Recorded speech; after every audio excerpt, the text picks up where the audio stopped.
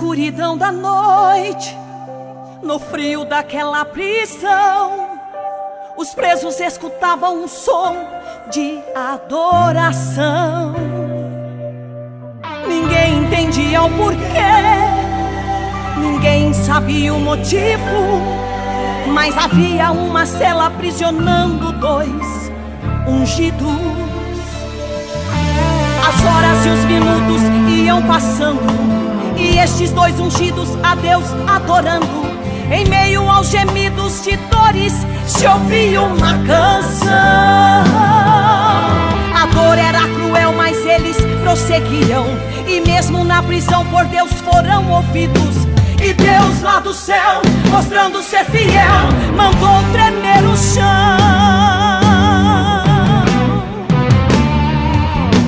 A glória foi tão grande ali naquele lugar, que em meio à adoração podiam escutar barulhos de algemas caindo no chão, cadeias se quebrando no poder da unção. E quem estava preso agora não está mais, pois Deus é juiz e Ele sabe o que faz. Se tem crente ungido mesmo dentro da prisão, a mão de Deus fará cair algemas no chão. E quem aprisionou também vai ter que ver que Deus não abre mão da vida de quem crê. Ungido vai cantar, o chão vai se abalar, mas dentro da cadeia ungido preso Deus não vai deixar. Adore mesmo dentro da prisão, cante um novo hino no poder da unção. E mesmo ferido, você foi ungido, e da sua vida Deus não abre mão.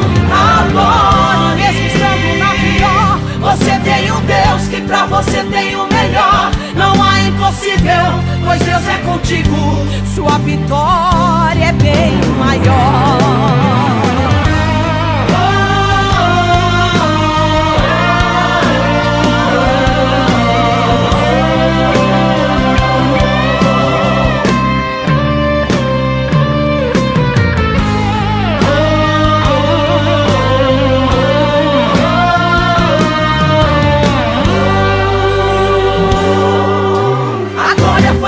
Ali naquele lugar, que em meio à adoração podiam escutar barulhos de algemas caindo no chão, cadeias se quebrando no poder da unção. E quem estava preso agora não está mais, pois Deus é juiz e Ele sabe o que faz. Se tem crente ungido mesmo dentro da prisão, a mão de Deus fará cair algemas no chão. E quem aprisionou também vai ter que ver que Deus não abre mão da vida de quem crê. Ungido vai cantar, o chão vai se abalar, mas dentro da cadeia ungido preso Deus não vai deixar.